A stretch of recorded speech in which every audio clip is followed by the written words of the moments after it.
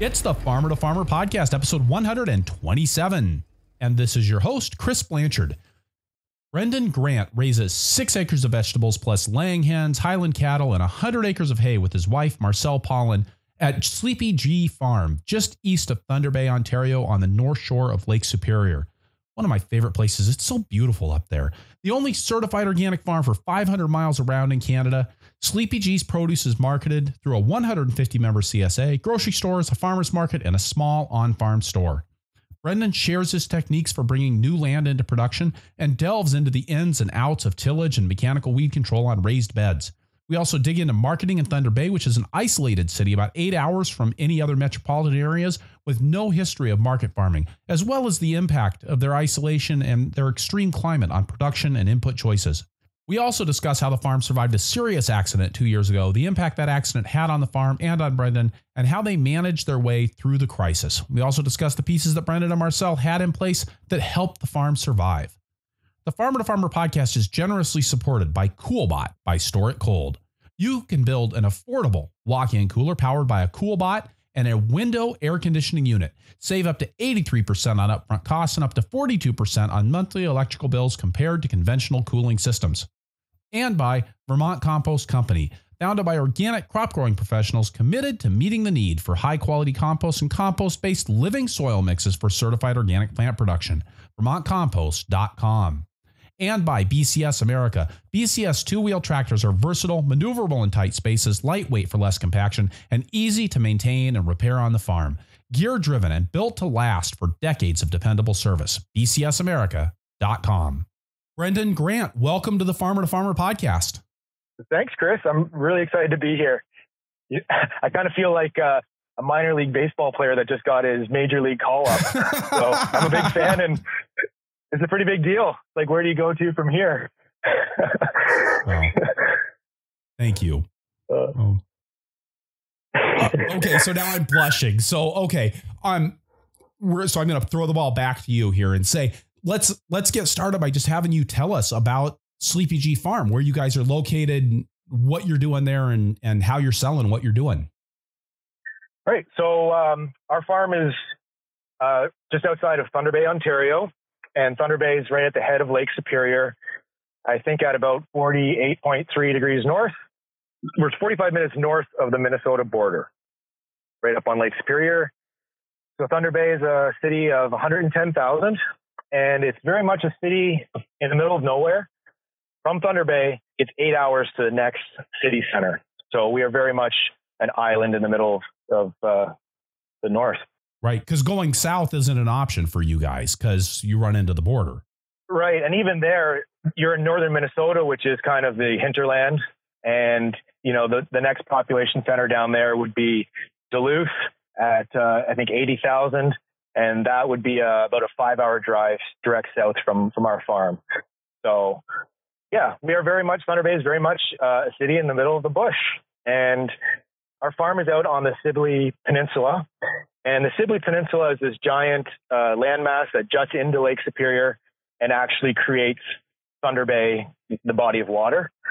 And about 90% of the peninsula is a protected provincial park called Sleeping Giant Provincial Park.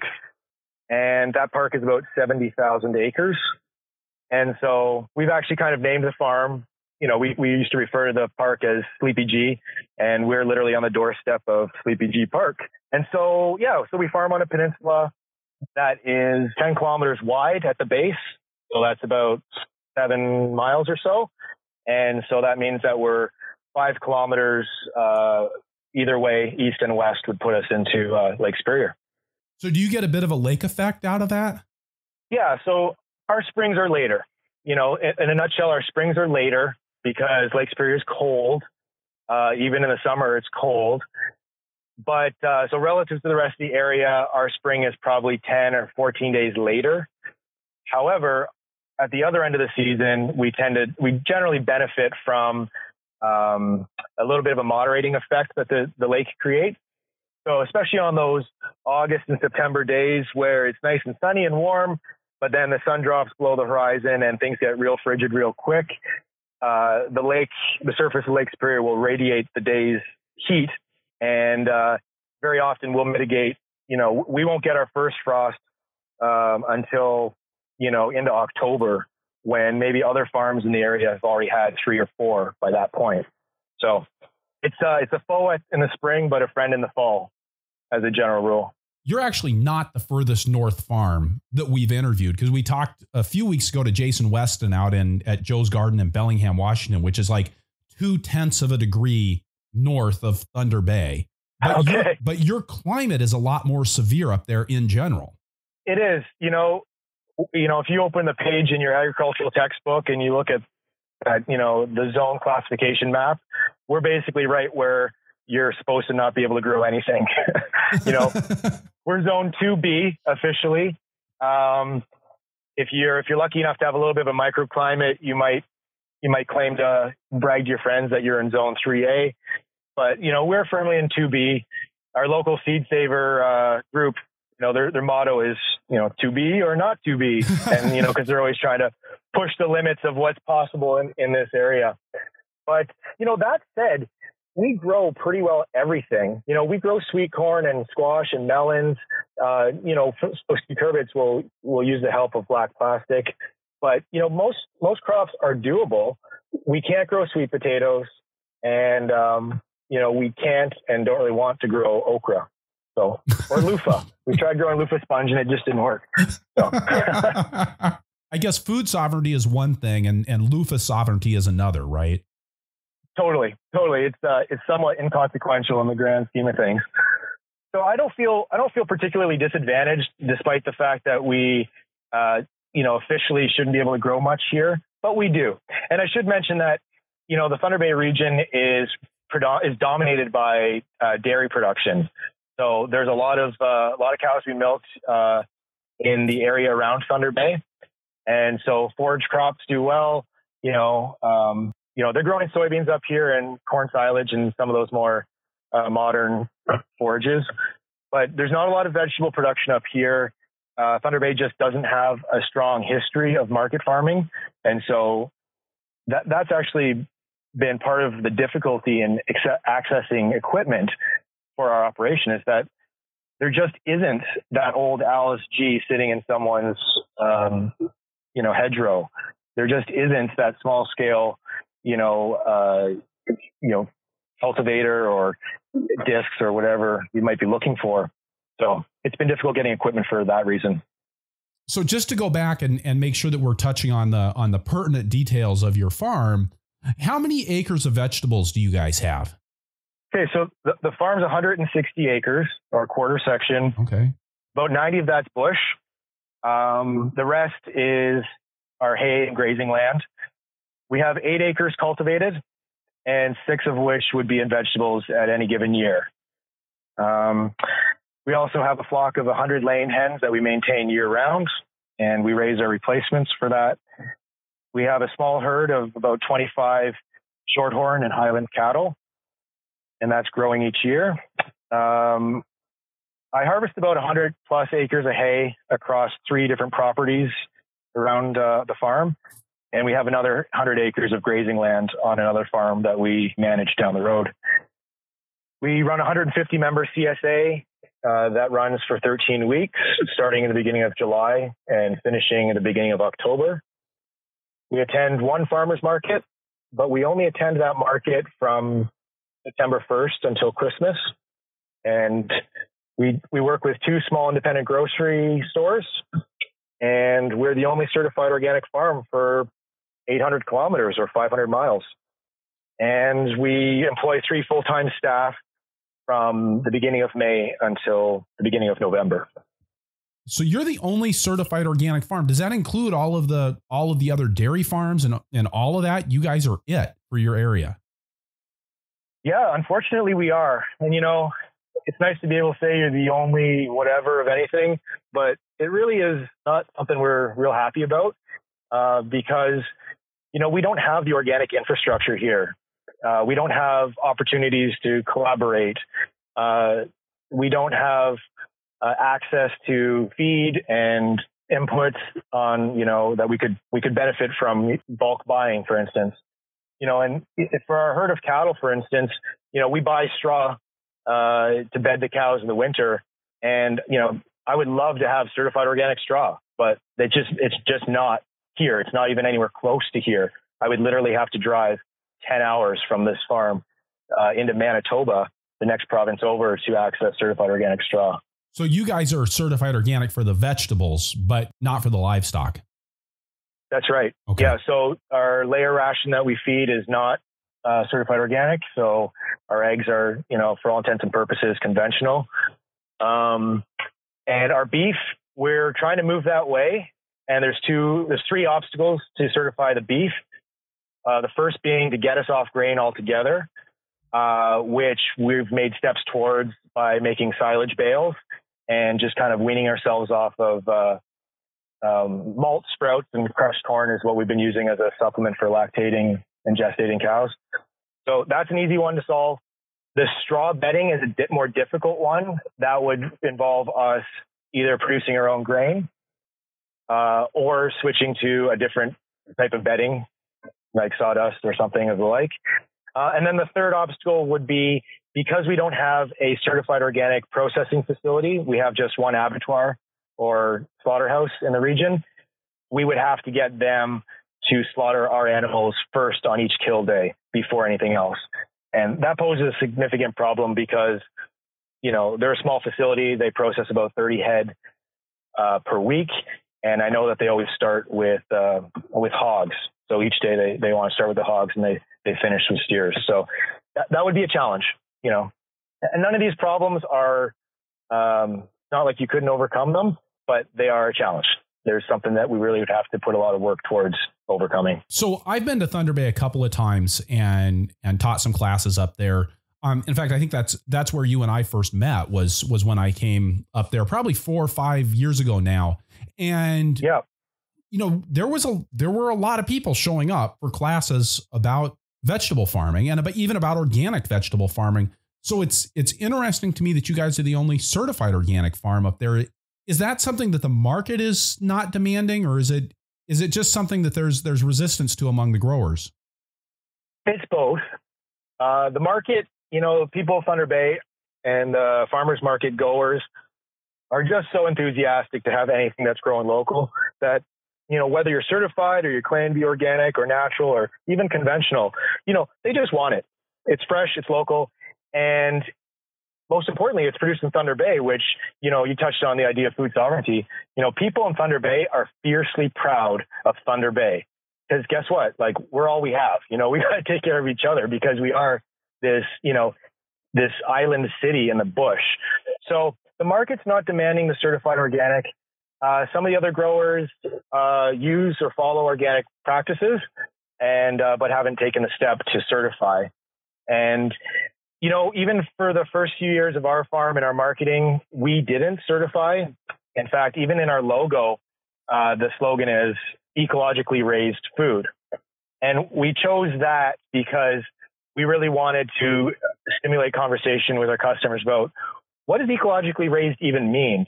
And that would be my segue into the way that we grow food organically, quote unquote, organically is it's ecological. That was the founding principle of the organic movement was, ecological stewardship. So, but since that time, we've decided that as leaders in this community, as organic leaders, that we really ought to put our money where our mouths are and certify and, take the extra cost, undertake the extra burden and administrative and record keeping. And we're strong proponents of the organic movement. And, I have to say that Marcelle and I really strengthened our resolve as organic farmers after our first trip down to the Moses Organic Conference. Sitting in a room among, 3,500 other organic farmers and just being overwhelmed with a sense of community and the movement, it really made us come home and say, you know what? I don't care what it costs. I don't care what it takes. We're going to certify because it's the right thing to do. And that's just the right thing for us. And how much does that cost a year? I'll put it to you this way. The certifier that flies up from Southern Ontario, which is 1,000 miles away, or 800 kilometers would be the next closest farm, they lose money on us, because they come up. I think it costs about just under $1,000 a year for us to be certified. And in addition to, you know, the other costs of having certified organic seed and that type of thing. But I have to say that, you know, we're better farmers for having done it. You know, our record keeping was always good, but now it's really good. And I actually like having someone look over my shoulder.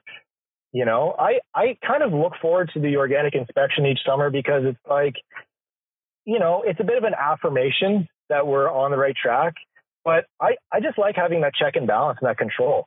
And, you know, it's really easy to think that you're doing a great job at something if there's no one there to tell you otherwise. And so I just felt like me saying that we were organic or ecologically raised food or whatever it was in the past was just me talking. And they were just words. But having that stamp, you know, having that third party, I feel adds a lot of legitimacy to what we do. Just to kind of turn here a little bit more towards the actual production that you're doing, you said you've got about 8 acres that you're cultivating. Is any of that under plastic? Are you doing hoop houses and high tunnels and all that? Or are you guys growing pretty strictly outdoors? Mostly outdoors. We have 200 by 24 foot unheated hoop houses and a 50 by 30 double walled propagating greenhouse. So a little bit of cover. We don't use a lot of mulch. I never wanted to get into the routine of putting down black plastic mulch and then tearing it up at the end of the season and having to bring that to the landfill, or use a biodegradable, which, you know, was previously permitted in the organic system in Canada, but now is not, or at least most of those products are not.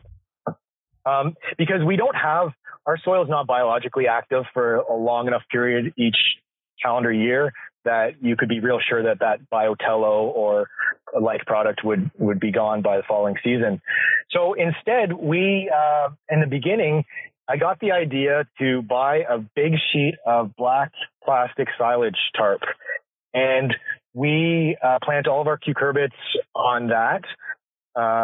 We have 2 blocks of this. We have actually about half acre under these black tarps that we grow our squash, melons, cucumbers, zucchini, that type of thing.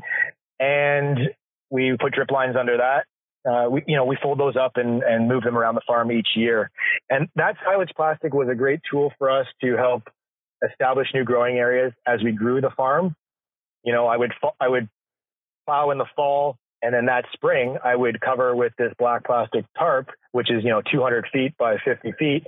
And the first year I could get a crop, and it would be a squash crop. And then we would really deliver a devastating blow to a lot of those perennial weeds, as well as the sod that was still breaking down. And the following year, then we could go into a different crop, and that plastic would move on to, pave the way for the expansion of the farm. So currently we have 200 by 50 foot sections of black plastic that we use within our rotation. Yeah, it's interesting to me that you wouldn't go in for the black plastic. I mean, I see where you come from on the ecological perspective on that, but just dealing with growing in zone 2B, I would think that black plastic would be the first tool that you would look to. Yeah, not everything we do makes sense, Chris. But hell, it would have been a lot easier to go get a job in town too. So we didn't do that. Actually, we did, but then we quit those jobs. Another product we use a paper mulch product called Weed Guard that comes from a mill in Colorado, I believe. And we've been using that for a lot of years. It comes on rolls of 500 feet. They're 4 feet wide. They are compatible. The paper mulch is compatible with mechanical mulch layers. And we use that paper mulch for a lot of our brassica crops. Kale, for instance, which is a full season crop. We use it for our chard. We used to use a lot for head lettuce, but we do use that paper mulch for weed suppression on some of those full season crops. But we've been using a little less of it the last few years. Because it's what's nice about the paper mulch product is that it will completely and totally break down by the end of the season. Sometimes a little too soon, but and it doesn't provide the soil warming that black plastic would, but it does do the soil moisture retention and weed suppression that you're looking for. You said earlier that you guys weren't using the biodegradable mulches. I guess I'm confused. What's the difference between those two, the two products, when you talk about like the Biotello versus just a paper mulch?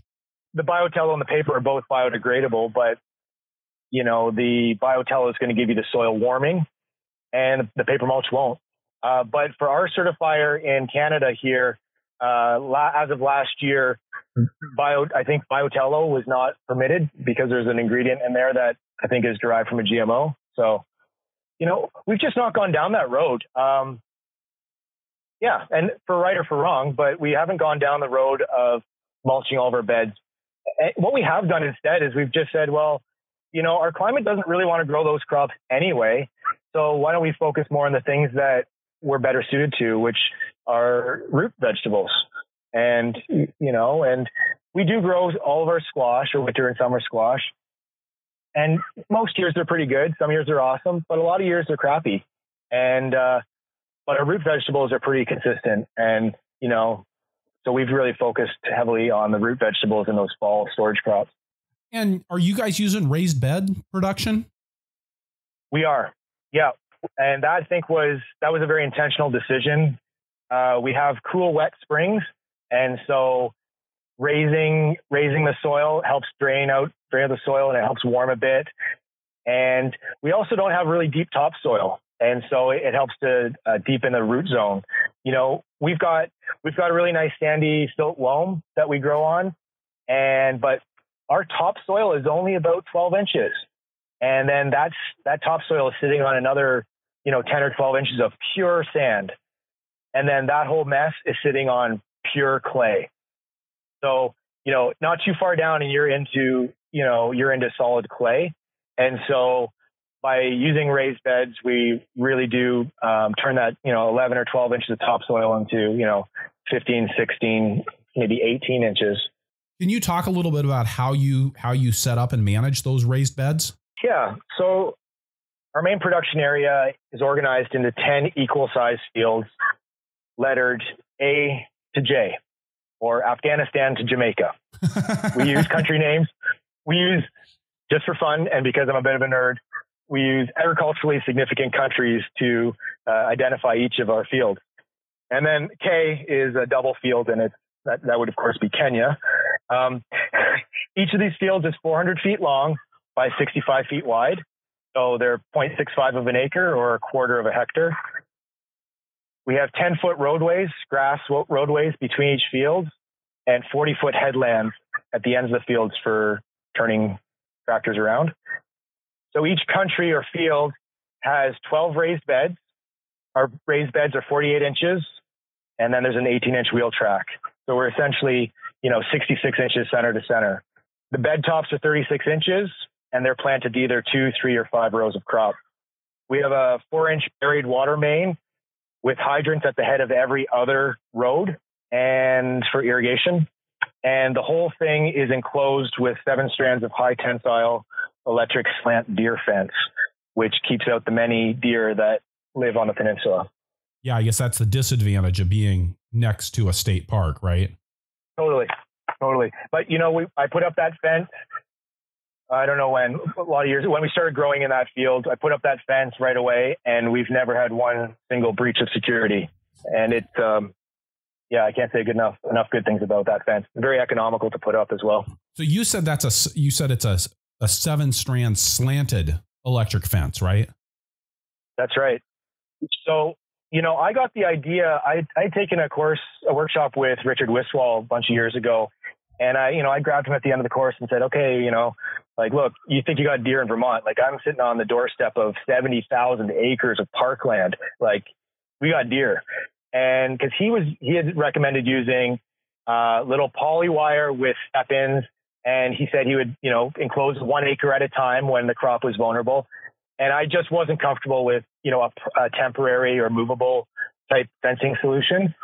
So I took that principle and, I sunk wood posts in on 40-foot centers, and then erected 7 strands of high tensile. So the corners of the fence are rounded because you need to go gradually around those corners. And each of the 7 strands is electrified. The top strand is only 65 inches of height. So clearly not enough to deter a deer from jumping over. But the whole 3D effect of the slant fence is, it's like a 7-foot barrier, and deer can't jump both high and far at the same time. So it works amazingly. They've also got the eyes on the sides of their heads, which makes it so they don't have good depth perception. And so things like that are really confusing to them as well. Totally. Also confusing to the many neighbors that were driving by slowly as we were putting up that fence, because it was clearly the strangest fence that had gone up in all past Lakes history. How do you manage the weeds underneath that slanted fence? I brush hog on the inside as close as I can, and on the outside as close as I can. And then about twice a season, we'll send someone in there with the weed whacker, and it's like half a day to go and weed whack the fence line. Not a big deal. 1 day of labor for one person once a year, done. And is that a high tensile fence, or is that just regular electric wire? No, it's high tensile. And, we also have wolves and bear and, all manner of forest creatures that are roaming the farm, and neighbors' dogs and whatnot. So it doesn't just keep out deer. It does keep out the bear, which would otherwise, find our corn and squash and things like that in the fall. I didn't even think about that. I mean, of course you guys have bear up there. Do you guys deal with moose too? No moose. It's all deer right now, but these things are cyclical. The moose will, the deer will die back and the moose population will rise, but it's mostly white-tailed deer. So just to go back to the beds then, how are you making your raised beds? I have the Lesh bed former that I purchased off of Market Farm Implement, and I selected that one because it was the most simple bed former that required the least amount of horsepower. And that might be the single best piece of equipment that I ever bought. What that piece of equipment did for us, it forced us to standardize our growing areas and to take a really intentional approach to laying out all of our growing spaces. And, that's kind of the precursor to being able to do really good crop planning and accurate harvest prediction. What kind of tractor are you using to pull the Lesh bed former? We have a 2013 Case Farmall 75A that we bought pretty well new. And that's our heavy tractor for our heavy field work. And I used to use my little Ferguson TE20 to do all of my farm work, but we've since upgraded. So I do use the big Case 4-wheel drive tractor to perform the beds. The rear wheels on that tractor are 18 inches, which is exactly what our wheel tracks are. Once the beds are formed, we mechanically cultivate the bed tops with a Tough Built tractor. In 2014, we bought a Tough Built cultivating tractor, which folks may or may not have seen. It's a replica Alice Chalmers G. It has the difference being is that it has a hydrostatic transmission and hydraulic 3-point hitch mid-mount and rear. And ours runs on an 18-horse gas Kohler engine, but they're now making them with electric version and diesel versions. Why did you go out and buy a Tough Built instead of just searching out a G? I've just finally reached a threshold with old farm equipment. It's quaint and it's nice and it makes you feel warm and fuzzy inside to resurrect something from someone's, hedgerow. But the reality is that stuff is worn out, generally speaking. And, it's more hassle than it's worth. To get a good quality G today, and get it in running condition and, some new weeding tools on it, you're not going to have any change, I don't think, out of, $3,000-$4,000. And at this point in my career, I'm not really interested in spending $4,000 on an antique piece of equipment when I could spend $10,000 or even $15,000 and have something that's brand new. And, as I said, the hydrostatic transmission is a huge improvement over the G, and it has a little bit more clearance, and it's just, it's just a better, and I took a weed management course at Moses conference with Jeff Moyer a few years ago. And I saw this weird looking tractor in the background of one of his slides. And at the end of the presentation, I went up to him and got him to go back in the presentation and zoom in on that picture. And it was a Saukville, which is no longer in production. And, but it looks an awful lot like that Tough Built that we ended up buying. And, with that, then I went to the internet looking for Saukville, and then I stumbled across Tough Built, and that was that. And then what kind of cultivating equipment are you using on that Tough Built? Do you have a bunch of fancy weed control equipment, or are you pretty basic? Yeah. So sweeps and shovels, for now on S tines. And this is where, we've had this tractor for a few years now, and we're starting to learn how to use it. And admittedly, we're not using it to its fullest potential, partly because we just don't know, and partly because we just don't have the tools. The next step for us is to get basket weeders for those, newly emerged seedlings that, in wet soil and cool spring, where we just need to, when things are growing slowly, and we just need to get in right close without throwing too much soil. I hear a lot of your guests talk about finger weeders and how life-changing they are. And that's definitely on my radar. So, if we were to have this conversation a year or two from now, I'd hopefully tell you that I've got a real solid arsenal of tools for that tough build. But for now, sweeps and shovels, it's doing a pretty good job, but I know there's a lot of room for improvement. One thing I did do, I built a 8-torch flame weeder for the rear of that tractor. So I bought just the manifolds, the flame weeding manifolds from the guy who sells them on flameweeder.com or whatever. And I built a 3-point hitch mounted flame weeder for that tough build tractor. And so we do pre-emergence flame weeding on our carrot and beet crops, especially with a tough build, and being able to creep along at, 60 feet per minute or whatever speed I want to go, and just roast all those weeds is pretty satisfying. Yeah. And that's really the biggest advantage of the tough build, I think, over LSGs or the Super A Farmalls or any of those. Those are gear transmissions. And, I think that even in, low gear at low throttle, sometimes it's going faster than you want. The hydrostatic transmission I'm not a big fan of hydrostatic transmissions for most tractor applications, but for cultivating, it's pretty hard to beat. I have a lot of good things to say about it. In a short season like you guys have, I'm sure that transplants are a really important part of your production. How are you guys doing your transplant production? Yeah, transplants are huge, and we continue to propagate, all the way through the month of July. Marcelle, that's one of her big responsibilities on the farm. She's the chief propagator, and she does a great job of producing really nice transplants in a soil block system. We transplant out by hand. We don't have a mechanical transplanter. I've looked at it so many times that I'm done looking. Until we either specialize in one crop or another, or one spacing, in a big way, then there's not really a transplanter out there that will fit our needs really well. And, it's really not a big deal to slam in, 1,200 heads of lettuce on a 400-foot bed. It really isn't. I mark all those beds. I dibble them with the tough built. We had a custom made row marker with dibbles on it. So before any transplanting or direct seeding occurs, we'll run across the bed with the tough built and mark out the rows and dibble the holes. And then we just go off of that. It's not the most efficient, but it's pretty efficient for the investment and the time spent in that operation.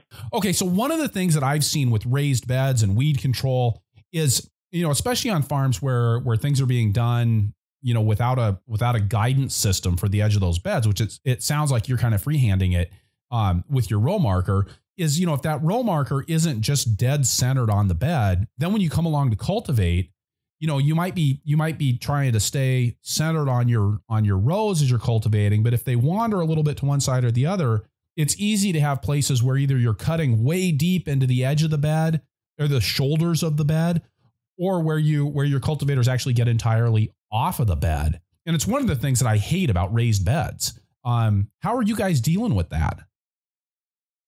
That's something that was an unexpected problem when we started using the tough build. It's like, this isn't really getting the shoulders very well. And so, yeah, it's something that is a bit of an issue. First thing is that our beds are really straight. Our beds, I'm the guy with a tape measure and all the toolboxes on all the tractors, and I'm splitting hairs out there when I'm doing my field work. We don't have GPS guided tractors, but we do employ SPS, which is a much more low tech system. It's a spatial positioning system, as I like to call it. And it consists of a a wheel marker and those little fluorescent flags that you plug into the field, and you can get into it for about $110. And that's how I do my field work when I'm either casting or gathering that first furrow. I'm always using those little flags and my wheel marker, and I get things just perfect. And then as I form my beds, I mean, they're good. They're real good. Now, they're not perfect because nothing is. And so then the tough built, when it comes in on its first try, or first time over the bed, we've got the tough built wheels set so that the inside width of both the front and rear wheels on that tractor they're actually squishing the shoulders of my raised bed by about an inch on either side. So, that said, when we're straddling that row for our cultivation operation, it's basically like you're on a track. And if the bed bends or veers a little bit, the tractor it follows it. It's actually kind of like locked in there pretty well. Nice. Now, the shoulders are still a bit of an issue. Right now, we found the best thing is the rear sweeps behind the rear wheels. If you go at a good enough speed, you can kind of throw soil from the wheel track up onto the side of the shoulder. But this is where I think that I could really benefit from exploring, a custom setup of finger weeders or something of the like on the rear to get those shoulders. Tell me about your soil block setup. I mean, 6 acres of vegetables on soil blocks, that's a lot of blocks. Yeah, it is. We use a mini block we use 1020s. So the blocks are in 1020s. And if we're trying to, germinate en masse, we'll use the little mini blocks. And then a lot of times we'll just transplant mini blocks straight into the field. For lettuces would be a great example. We do use 288s for our onion and leeks. And that's, I think, the only thing that we do kind of in a more conventional way. And then the rest of our soil blocks for our brassicas and most everything else would be not the 2-inch blocks, but I think they're 1 5/8. And are you doing those by hand then with just a floor blocker, or do you guys have a machine that's kicking them out? We do them by hand. We bought the stand-up model one, and then I ended up, at Marcelle's request, cutting the handle in half and re-welding it and shortening it up so it can be used at table height. Because the problem, as you know, with soil blocks is that they're really heavy. And so it's nice to be able to stand to block it out, but then you got to bend over and pick up that tray. And yeah. Okay, that's brilliant. Props to Marcelle on that one. I wish somebody told me that idea in 2001. Hey, I just do what I'm told. Okay. And then are you guys making your own mix, or are you guys buying that in? Yeah. So after listening to your podcast, I sure would love to bring some Vermont Compost Company blogging mix into the farm. But so we use OMRI listed medium that we then fortify with our own fertilizer. And then we went through the stage of making our own, compost, garden soil, the Elliott Coleman recipe that we tweaked, but we've since just kind of gone with a good mix that we then fortify. And then, because I know that you like your machinery, are you using any harvest aids then? The only thing we mechanically harvest is the potatoes. I have a nice 1-row McCormick Deering potato planter that helps in the beginning of the season. And then I've got like an international, like a 1970s era single row digger. And then for the rest of the harvest, we've got a keyline plow that we use for subsoiling on the farm, as well as, pasture rehabilitation and refeeding.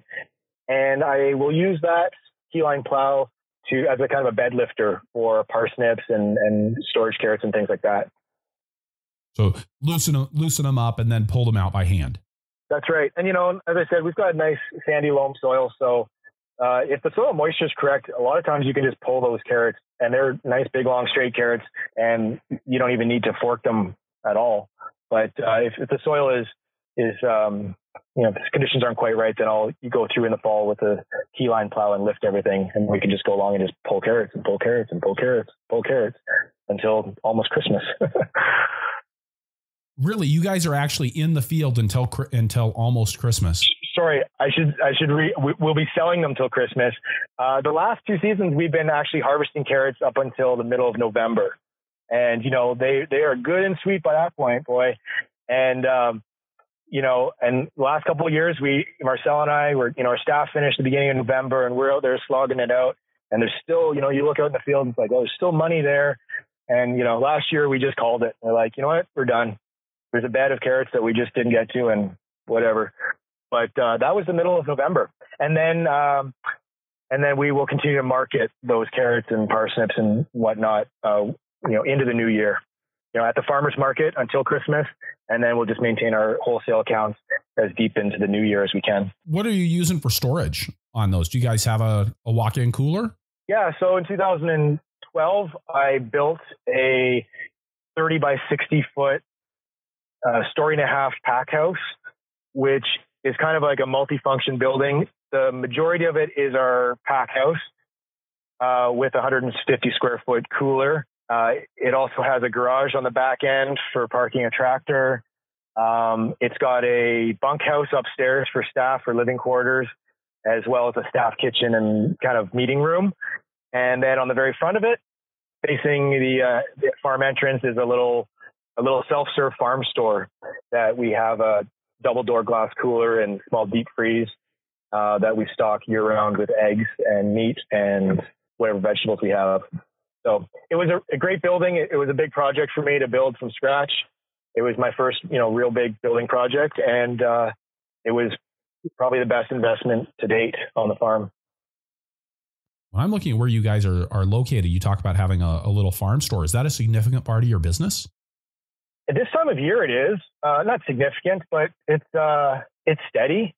And, for instance, like yesterday, we brought in $160 in the farm store, and that's just like, we didn't do anything. There's just people stopping by, that adds up over the month of, July and August, because of our proximity to Sleeping Giant Provincial Park. And there's lots of cottages in kind of in the township. There's a lot of seasonal residents. So most of that farm traffic this time of year is seasonal people. But then we have our regulars throughout the whole rest of the year who come every week for their eggs and their meat and whatever. But, at a time of year when we're not actually marketing and we're not at a farmer's market and the CSA hasn't started, it's an easy sale. Like for instance, right now we're selling carrots in our farm store today that are last year's carrots that we found in our root cellar that are still good, and we bagged them up. Nice. Very nice. Yeah. You said you guys have a root cellar. Is the root cellar part of your commercial operation, or is that more of a home-based thing and you found some extra carrots in it? Yeah, the latter, but it's quickly shifting to the former. So, we've just kind of finished construction on a new house on the farm. We've been living in an old kind of cabin, you might say, for a lot of years since we bought the farm in 2006. And anyway, we've put up a new house, and we are just about to move in the next month or so. And what we're going to do with the old house is we're going to convert the whole basement, which is just a block foundation, into a proper root storage facility. And that will enable us to pursue what we think that we really want to do, which is strengthen our CSA by going longer and deeper into the year and kind of doing that kind of winter CSA model. And as for the house, the old house that we're currently living in, that might become living quarters for staff. It might become some sort of barn. We're not sure. I mean, it's a real small house anyway, so there's not a lot to be saved. And then on the subject of your CSA, you said you guys have a 150 member CSA based, I assume, in Thunder Bay, right? That's right. Well, yeah, I guess are you guys packing boxes for that CSA, or are you doing something else as far as the distribution? No. So we got 150 members. We do one box size. 90% of our members pick up in town. We do a farmer's market distribution style at one drop site on Wednesdays from 4 to 6:30 p.m. So yeah, you got 135 people coming through there in a 2.5 hour window. It's pretty busy. And then the other 15 members, or 10% roughly, pick up at the farm. We use Member Assembler to manage the CSA logistics, something we've used for the last few years. And, it's a bit pricey, but at the same time, we feel it's still worthwhile for us. And because some members do decide to change the pickup location if they're, one week they're out at their camp or whatever, and they want to pick up at the farm. That's easy for them to do. And then we produce a newsletter that we call Well Victualed, or well fed. And our newsletter is something we take a lot of pride in, and it's intended to kind of create a window into our lives as farmers, as well as the bigger picture of agriculture for our members. And each issue of Well Victualed features roughly 1,000-word essay or article that talks about food or farming from a personal or political or sometimes philosophical point of view. It's a real highlight for our CSA members. In fact, I think a lot of our members like the newsletter more than they like the food. Yeah, I remember finding that too with some of our members. But it's a lot of work to put together a good newsletter, especially in the middle of the season. Yeah, it is. It takes about 4 or 5 hours of work to publish it, each week. And that's one of the, that's kind of fallen onto my lap for the most part. And, I enjoy doing it. But, to me, it's a real investment in the community that is our CSA membership. Like, those are our people, and they really need to understand what our lives as farmers are like to the greatest extent they're able. Because in understanding our lives and understanding the vagaries and challenges and realities of food production, they're going to be that much more committed to us as people and us as a farm business. And I think that's where our security in the future lies, is within our CSA membership, not farmers markets, not, wholesale accounts, not, fickle chefs, but with our, down to earth, regular, everyday people that are our community. Awesome. Brendan, we're going to stop there, take a break, get a word from a couple of sponsors, and then we'll be right back with Brendan Grant from Sleepy G Farm, just east of Thunder Bay, Ontario, on the North Shore of Lake Superior. The Farmer to Farmer podcast is brought to you by Store It Cold's CoolBot. Way back in 2000, the year I started Rock Spring Farm, the manager of the local food co-op complained that the lettuce from local producers lasted for days in her cooler, while the lettuce from California lasted for weeks. So what was all that about 2,000 miles fresher? I later found out that none of the local growers had a walk-in cooler. 17 years later, this is still the number one complaint I hear from produce buyers. You have to get your produce cold. The difference between now and then is there's CoolBot. You can build an affordable walk-in cooler powered by a CoolBot and a window air conditioning unit, saving up to 83% in upfront costs and up to 42% on monthly electrical bills compared to conventional cooling units. Use the code FTF at checkout to double your CoolBot warranty at no charge. StoreItCold.com. Perennial support for the Farmer to Farmer podcast is provided by Vermont Compost Company. When you talk to Carl Hammer, the company founder, he'll remind you that potting soil is a set of promises about a product that has to do a really hard job, produce a healthy plant in a restricted media volume. When I started farming, I focused on the cheapest ingredients I could get so that I could make my own potting soil. But as my farm grew and as I saw the challenges we were having getting great plants out of the greenhouse, I gave it a second look, and I came to what in retrospect seems like a fairly obvious conclusion, that success in the greenhouse depends on the success of the plants that are growing there, and that just like the rest of farming, that success rests on the stuff that the plant is growing in. The cost of your potting soil isn't insignificant, but it's a small cost relative to the plant material, the heat, and the labor that you're going to put into producing your transplants. And if the media fails, the rest of that enterprise is a sunk cost. So get media that works year after year after year and grow some great transplants. VermontCompost.com. And we're back with Brendan Grant from Sleepy G Farm, just east of Thunder Bay, Ontario, on the North Shore of Lake Superior. Thunder Bay, Ontario. I don't know. I've been there a couple of times, and I'm really attracted to that area. And it's not a big town, and I'm kind of curious how the marketing has gone there, because it's also not a. It's clear there's some cool things going on there, but it's also clear that it's not an upper class community. It's not like Rochester, Minnesota, where you have a city full of doctors. It's a pretty working class town. That's true. But, one thing that doctors and mill workers all have in common is that, they eat every day, hopefully 3 times a day. And because of that, everyone is interested in food. Everyone wants good quality food. And, food's not a big part of everyone's life, but there's enough people year after year, I think, that are moving towards that. I look at our CSA membership, and, you know, some of the people in there, you're surprised when they sign back up the next year, because you know they're not foodies, and you know that a lot of times they don't even really know how to cook, because they're asking you questions like, you know, well, what's this? Well, that's a yellow zucchini. How do you cook it? Just like a green zucchini, you know. But they like the CSA, they like the freshness of the food, and I don't think that's a fad. I think that's just the trend.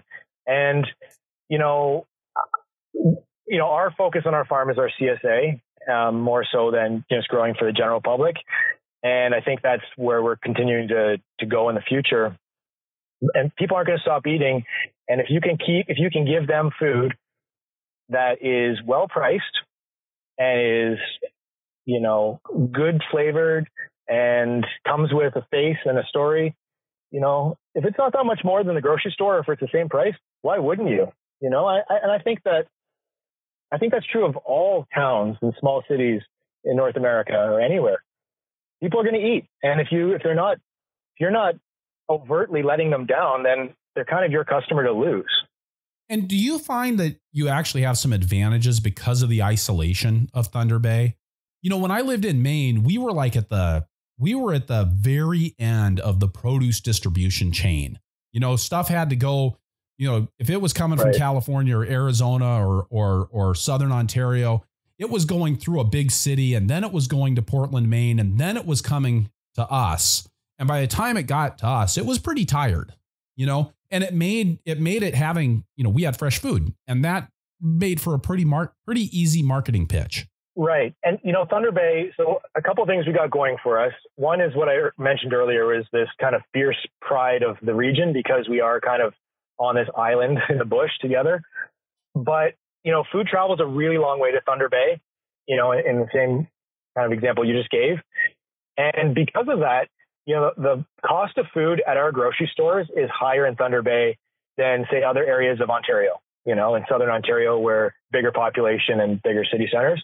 And so that said, if the price of, you know, green beans, for instance, at the grocery store is $3 a pound, and, you know, the farmer is bringing peas or beans to the farmer's market at $3 or even $4 a pound, you know, if it's about the same price, you're going to get that sale based solely on the fact that, you know, those beans don't look like they were in a bar fight last night, which they do when they're in the grocery store and they've come that long way. So, you know, we're definitely have the advantage of already people in our community are used to paying a higher price for their food.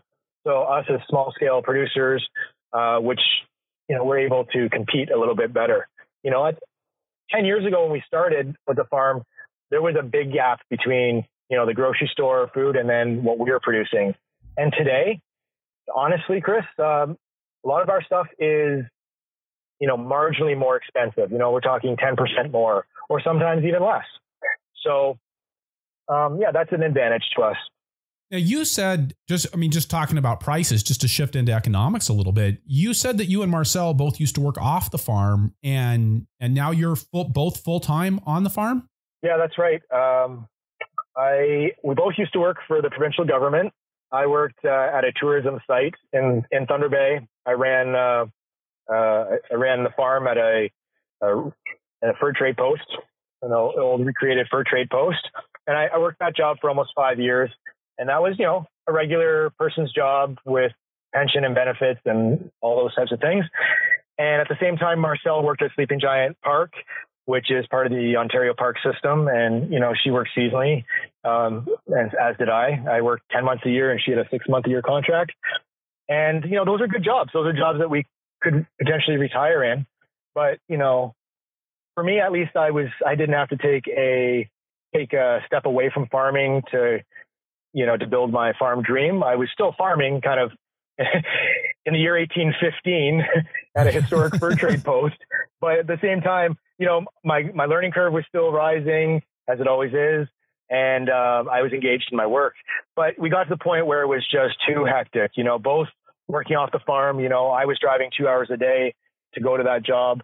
And, you know, we in fact ran our CSA for the first 2 seasons while both working off the farm. And because we both worked in tourism, our weekends were Wednesday and Thursday.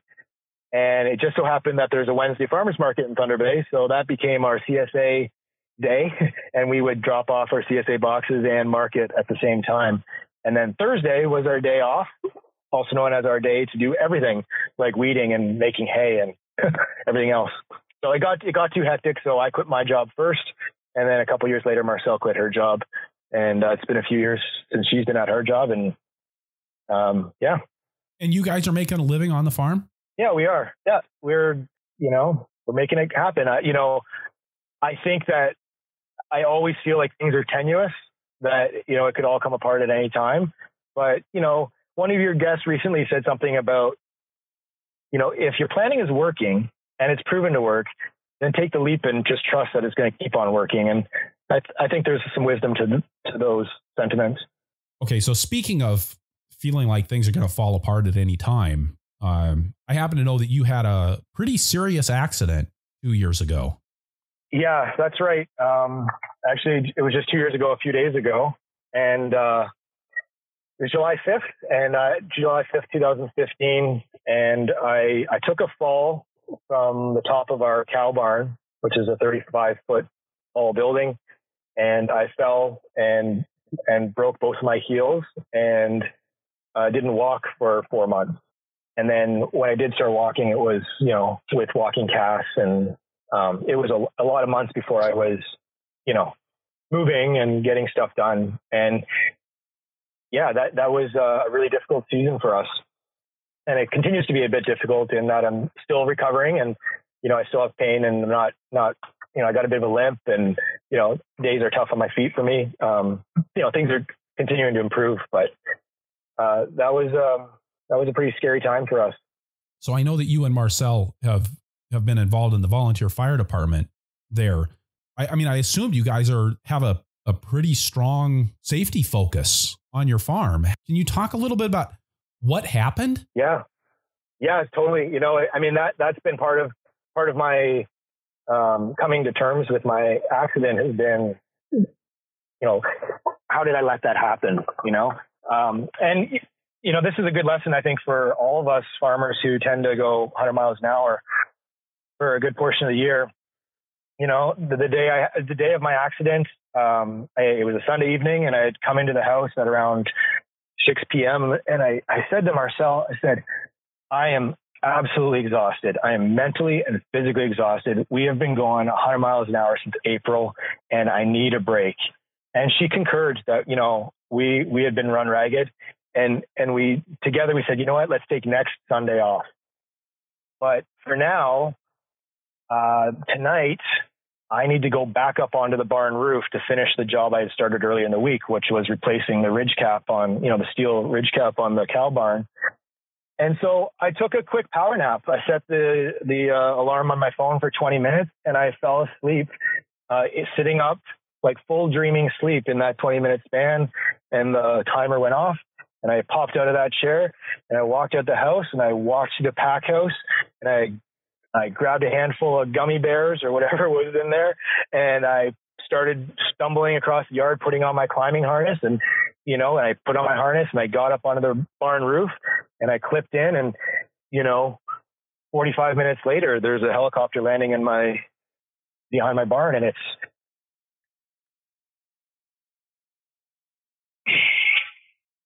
was another 5 months before I could walk properly. So, what had happened, I had unclipped my rope to, grab something, and, I was groggy, and I was overtired, and my head wasn't in the game, and I was doing something I shouldn't have been doing with that level of risk at that time. And it was, a function of, what we always do. We all fall into our routines of our old habits, which is go, go, go, go, go, and, so it was a tough lesson. The silver lining is that I didn't break my brain or my back, or, I didn't get dead, which could have very easily happened. And instead, I got off real easy, and that, I will recover, maybe not 100%, but I will recover, and I can continue to farm. So, lesson learned there. I think lots of lessons, and there's, of course, lots of personal growth that came from laying in bed for the rest of that year, that season, and watching everyone around me work their butts off to compensate for my my lack of ability to work alongside them. But, you know, I think that sometimes you got to know when to say enough is enough, and to not, you know, to know when to take a break, and to recognize that, you know, when you get tired, either mentally or physically, then that's when bad things are likely to happen. So how did you guys deal with this as a farm? I mean, you're a major part of the labor force on the farm, and it's been obvious from the times that I've talked to you in person and the conversations that we've had on the phone previously, you're a hard worker, and you really identify strongly with your ability to do that physical work. How did you handle that personally, and how did you guys handle that as a farm? Yeah, you know, like, well, the accident happened 3 days before the first CSA delivery. And, of course, I spent a number of days in the hospital. And in fact, I wrote the first CSA newsletter from my hospital bed, perfectly cheerful, like nothing had happened. Cause, you don't want to break the news to your membership that, a key player just went down, after they anteed up and for the CSA season. And so, and Marcelle, she executed that first CSA delivery perfectly with the help of the great staff we had that year. And, I think the real thing that we had done that helped us through was that we had good equipment that worked.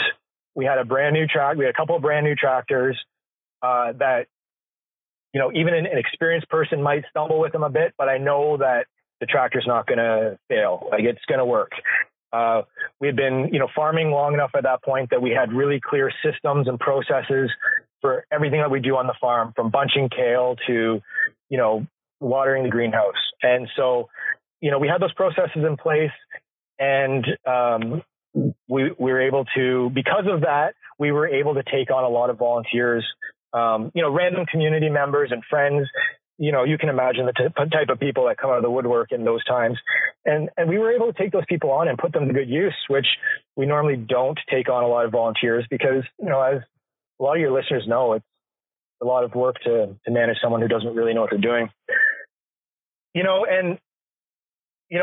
I thought that before the accident, I thought that I was like indispensable. Like, I was the most important person on the farm, and that, if the captain, if the captain of the ship kind of was asleep at the wheel, that the ship would go down. And, that didn't happen. And, it was really humbling to see that it didn't happen, but it was also really relieving to realize, that it didn't happen. And it really took a little bit of a load off me. I thought, okay, well, not only is Marcelle more than capable of running this farm, but, we as a couple, we as a business are able to withstand something as drastic and tragic as this. And did you guys make changes in how your operation worked as a result of your accident? Have you adjusted your schedule or? Well, I that season I did all the administration and emailing and newsletter and all the stuff that I could do from my bed with 2 casts on my legs. After 50 days from the accident, that was my return to work date. And, that looks like me crawling around in the fields with two fiberglass casts on and crawling through the fields, harvesting where I could. I had one of those electric scooters that you often see people around town zipping around in. And I could get around the farm on my electric scooter, and then I could lower myself down to the ground because I was non-weight bearing on both feet. So it was really difficult you couldn't limp or use crutches or anything like that. So I would literally crawl everywhere. And, I'd work in the pack house from my scooter, and I could wash stuff, but then someone would have to put it in the walk-in cooler. And, I was only working at about a third or a quarter of my regular Brendan type capacity, but, it made me feel good. It kept me engaged, and, I was pitching in just like everyone else. It was tough. It was tough. And, last season we started our season on a different footing, better footing. We made 0 changes to our crop plan from 2015 to 2016. It was kind of like a retake. Let's try this again, this time with, all hands on deck. And, but, last spring I had, I was still recovering, and I had to go 100 miles an hour to try and catch up on, all of my equipment that had gotten broken in that year that I wasn't able to run it or maintain it. And, last year was a real struggle for me. Also physically, could be on my feet until about 1 o'clock each day before my feet really started to hurt. But things are a lot better this year, and I think that next year it'll be even better. But, I did struggle, especially last year, like after the accident, I kind of lost my mojo, like I was just, I just couldn't get engaged in the farm the way I used to be. And, part of that was not really knowing my place anymore, like I kind of felt a little bit irrelevant, or, I just didn't know where I fit in. And so that was tricky. And, for the first time in my life, I experienced a little bit of depression. It's like, I'm feeling sad and grief, and I'm feeling worried for the future. And, last season was tough for me. And, but things, as I said, things are a lot better now. And as a result of my injury, the jobs that Marcelle and I do on the farm are now a lot better defined. And I think that we're on a better path as managers. So, as an example, like, as you mentioned, Marcelle and I are both on the fire department in Pass Lake. And at a fire, everything that happens on one of three levels: the task level, the tactical level, or the strategic level.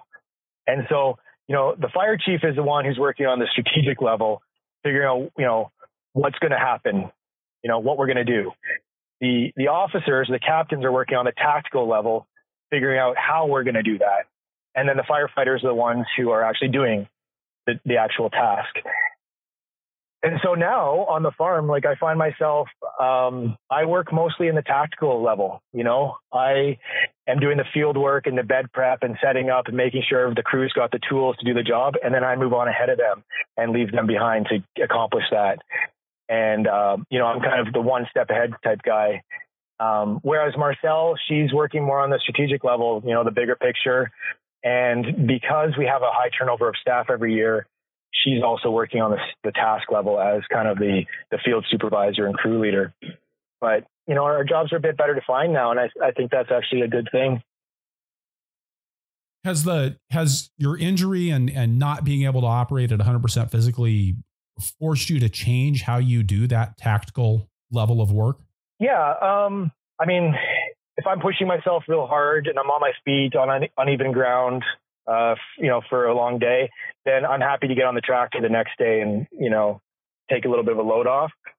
But I think more than anything, I just don't push as hard as I used to, because you know what, like, it's not worth it. Like, we all believe strong in what we're doing, and, we're really passionate about it, but it's not worth dying for. And, sometimes it's okay to just say, you know what, I'm going to take the night off, or I'm going to take the weekend off, or, you know what, one more rainstorm on this old barn without the ridge cap protecting its roof isn't going to be the demise of this old barn, So I think that I'm learning to have a little bit better perspective on life. Now, I have to say, to qualify that, though, that it's because Marcelle and I have always kind of pushed the limits of what's humanly possible. That's kind of that work ethic, I really think, got us the equipment and the infrastructure and the processes in place on the farm that kept us afloat when I went down. So I think that if I took a more cavalier approach from the beginning to my work, then we would have been in a lot worse shape when I did go down. But because we were so hardcore for so long, it kind of put us in a position where, okay, the farm can float, and the farm can take care of itself here. I think so I think it's one of the things that's really important to recognize, I think, is, in the different seasons of the farm, right? I mean, in the beginning of a farm, so much of what you're doing is sweat equity, and you can't pay for labor with sweat equity. You can't pay for tractors with sweat equity. You got to put that in to start to get the momentum to be able to get the tractors and get the workers, and then kind of how you shift from that, but also, how you stay safe in that time when it is sweat equity, and that every extra hour is really an hour of investment in your farm. And it does make a big difference down the road, kind of to the point where you guys get you to the point where you are now, where you can, you really do have the ability to step back from that a little bit. Absolutely. There were lots and lots of days and years where, we'd come home from work, from our off-farm jobs, we put on a clean or dirty shirt rather, take off the clean one, head out to the field, and, we'd come in, 6 hours later. We put in pretty well a full day's work with headlamps on, weeding with headlamps. That was common. That's what we did. That's how we made it happen. That's how we ran the CSA while we both worked off farm for the first couple of years. And, I don't regret it. I definitely don't regret it. It's character building, and and I think it was necessary, but I also wouldn't do it again now. But, I'm older now, and, and I'm not as, I'm getting tired, man. It happens. I still got lots in me, but I've still got lots in me, but, I got a little less in me. So do you and Marcelle have kids? We don't, we've been really focused on building the farm and having calves and other things, but no kids so far. Which actually, I'm going to make a funny transition from kids to calves, but, both being additional enterprises on the farm, really, how do you guys integrate the management of livestock with the management of the vegetables? We actually just heard from Ray Tyler down at Rose Creek Farms saying, he hasn't seen very many good examples of people doing a successful job of managing vegetables and a successful job of managing livestock on the same farm. How are you guys pulling that off? Yeah, it's really difficult. And there's a really good reason why you don't see a lot of market farms also have livestock in a big way. And certainly a lot of times they're, bringing in feed rather than making their own. There's good reason for that. It's really challenging. So for one thing, I breed all of our cows with artificial insemination. And so I breed in, the winter months. So starting in February, March, April is kind of my breeding season, which means that we then calve, November, December, January-ish, So basically once the CSA wraps up, then we start calving. And because we bought an old dairy farm, we've got a nice little tie stall cow barn that we tie stall our cows in the winter months in the barn. They're in at night and then they're outside during the day. And it's great because we get to spend time with the animals that we love. But most importantly, we're able to capture all that poop, which then goes to the barn cleaner out to the compost pile. And, then I compost it quite vigorously and, over 24 months before it gets to the vegetable field, and with that system, we're able to generate about 30 ton of well-aged, 24-month-old compost through that system. And, because of our geography being in the middle of nowhere and having no other infrastructure, organic infrastructure, I feel like that's our best, that fertility input. I mean, that seems like the only way to go for us. And, I often joke that we're vegetable farmers in the summer and we're poop farmers in the winter. And, so it's a bit of a juggling act. Making hay is a big deal. We've got a lot of money and equipment tied up in equipment for doing that. And, starting in another week or so, I'll be kind of on the hay train for the next foreseeable several weeks to try and put away enough feed to feed those cows through the winter. Yeah, it's a challenge, Chris. We do it because we believe in it. It seems for us to be the only way that we can feed our soil in the way we think we ought to. I mean, we do buy in some other input, like alfalfa pellets is one we've been using a lot lately. But as an example, we bought alfalfa pellets this year, certified organic pellets, and they were $400 a ton. But the shipping on each ton was like $330, so right. Fertility is a big deal. I don't see us being able to economically import it. And unfortunately, our farm isn't big enough that I could put 50% of my land in, plow down or green manure each year and rotate back and forth. I would love to do that. I can't. I can put in about a third into green manure, and then another third of the fields will get that nice compost, and then the other third will either get those alfalfa pellets or something similar, or you'll get nothing, and that'll be the residual. We'll just ride the residual fertility for that next crop. Brendan, I think this is a good spot for us to pivot and go to the lightning round. I've got to get a word from one more sponsor, and then we'll be right back. This lightning round and perennial support for the Farmer to Farmer podcast is provided by BCS America. A BCS two-wheel tractor is the only power equipment a market gardener will need, with PTO-driven attachments like a rototiller, a flail mower, power harrow, rotary plow, snow thrower, log splitter, and more. You name it, you can probably run it with a versatile BCS two-wheel tractor. The first time I used a rototiller way back in 1991, it was mounted to a BCS two-wheel tractor, and it spoiled me for life. When you get behind a BCS, you can tell that it's built to the same commercial standards as four-wheel farm tractors, and it has many of the same features. I've used other tillers and mowers, and I spent most of the time that I was using them thinking about how much easier it would have been with a BCS. Check out bcsamerica.com to see the full lineup of tractors and attachments, plus videos of BCS in action. Videos are pretty cool. Brendan, what's your favorite tool on the farm?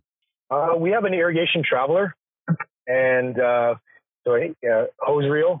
It's a Cadman 1500, and that thing is watching that thing irrigate our crops is just a wonder to me. I love it. It's so awesome. So tell me about how those hose reels work.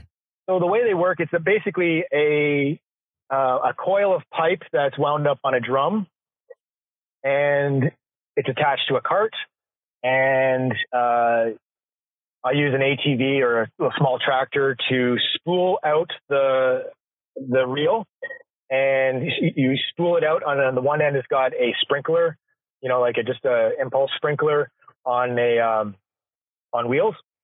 And for us, that sprinkler runs along our roadways, our harvest roadways between each of our fields. And we've got 400-foot fields. And so I spool this thing out, 400 feet. And then at the other end, we plug in the water, and we've got a 4-inch water main to feed the reel. And it sprinkles, irrigates both directions in a circle, or you can move the stops and just do one side or the other. And it retrieves or coils itself back up under its own power. And you can adjust that quite finely, how quickly it retrieves. So between the retrieval rate and the nozzle that you use, you can put down a pretty precise amount of water. Did you size your equipment to fit the 400-foot beds, or did you size the beds to fit a 400-foot hose reel? I sized the equipment to what I had, because that came years after I'd established my growing space. But I think the one thing I had the foresight to do was to really think through our growing space. It's all very modular. It's all very, there's a lot of symmetry, there's no 200-foot beds. They're all 400. And, our roadways are the same. It was easy to add a really, slick irrigation system in that setup. And, we've gone through the evolution of using lots of drip tape on the farm, and then also swearing a lot while using said drip tape. And now we only use drip tape where it's absolutely necessary, and that's under, some sort of mulch or in our hoop houses. But, overhead sprinkler for everything else. And overhead's got its downsides, but boy, to be able to put that much water that quickly on crops when they need it is the real big upside. Because one thing I've learned is that there's a big difference between, watering your crops to see your plants survive and watering your crops to see them thrive. So talk about that a little bit. How do you decide how much water you're going to put down on a given crop? Yeah. So, we of course run those raised beds, which dry out more quickly, so we do have to irrigate. If it's hot out, we need to be irrigating each crop, maybe a couple times a week even. I like to go down to like my wrist. I dig down, and it should be sufficiently moist, not soggy, but, good and damp right up to about my wrist. And so that's your main part of your rooting zone. And if it's not good and moist, then that's when we bring out the irrigation reel, and we make sure that it gets good and moist.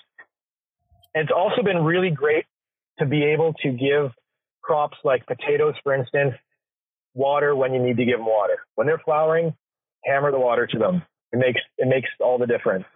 If you're trying to keep up on your successions of your carrots and beets and lettuce and everything else, it's one thing to put the seed in the ground on the date you had hoped, but if it sits there and doesn't do anything because no water comes for 5 or 15 days, that throws that whole plan off. So to be able to put the seed in the ground and then make sure it gets water right away, we're getting more consistent results with our germination, keeping us on track better with our cropping plan.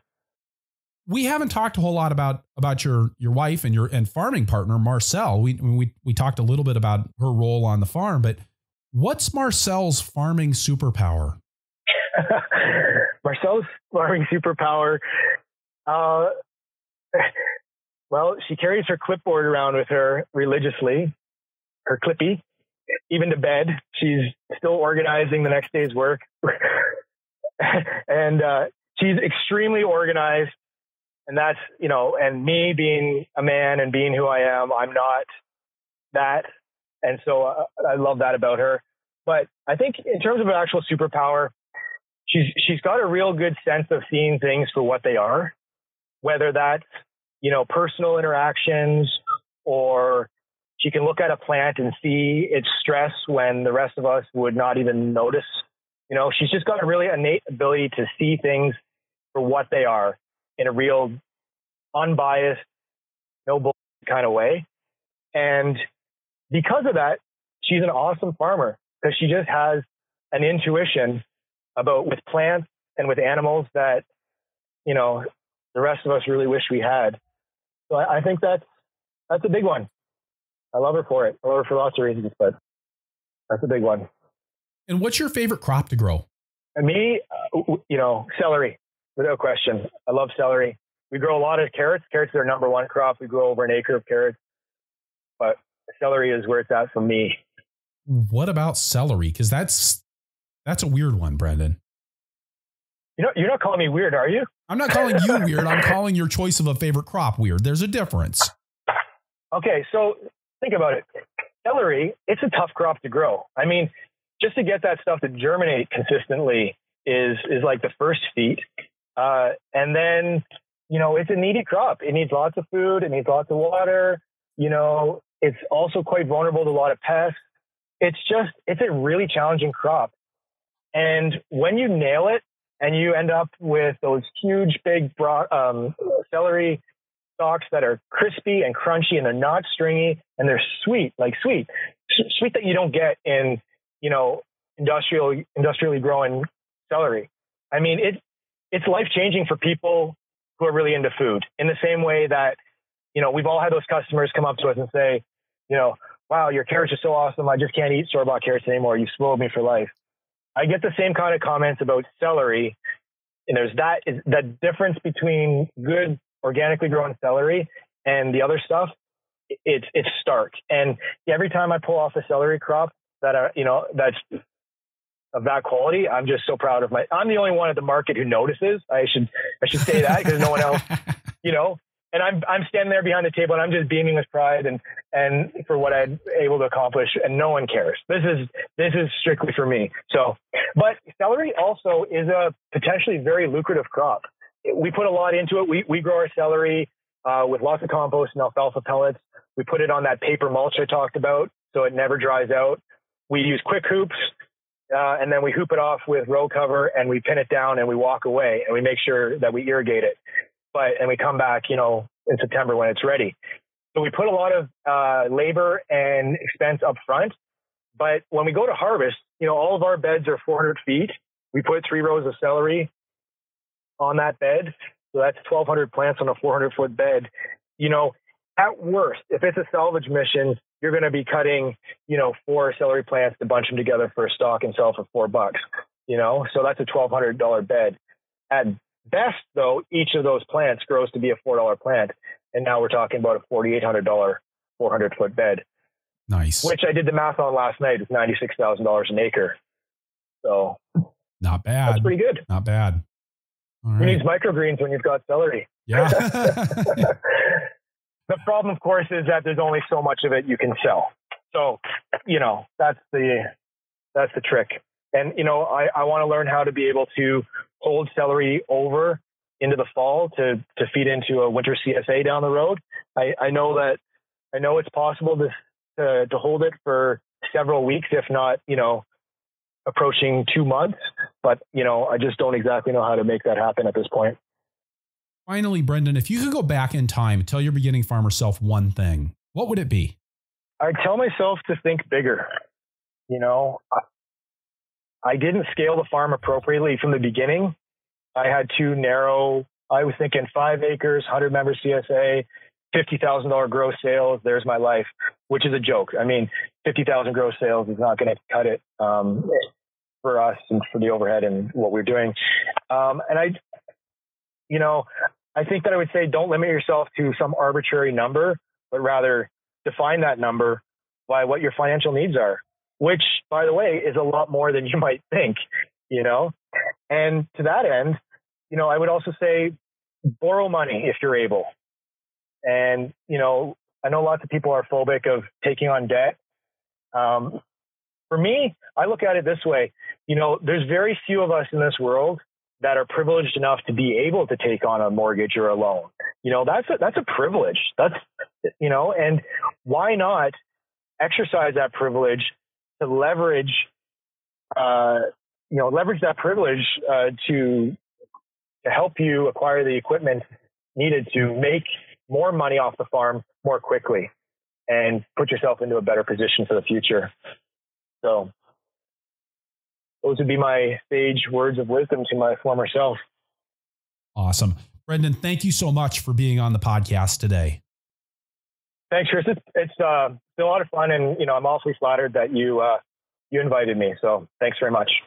All right. So wrapping things up here, I'll say again that this is episode 127 of the Farmer to Farmer podcast, and that you can find the notes for the show at farmertofarmerpodcast.com by looking on the episodes page or just searching for Grant. That's Grant. The transcript for this episode is brought to you by Earth Tools, offering the most complete selection of walk-behind farming equipment and high-quality garden tools in North America, and by Rock Dust Local, the first company in North America specializing in local sourcing and delivery of the best rock dust and biochar for organic farming.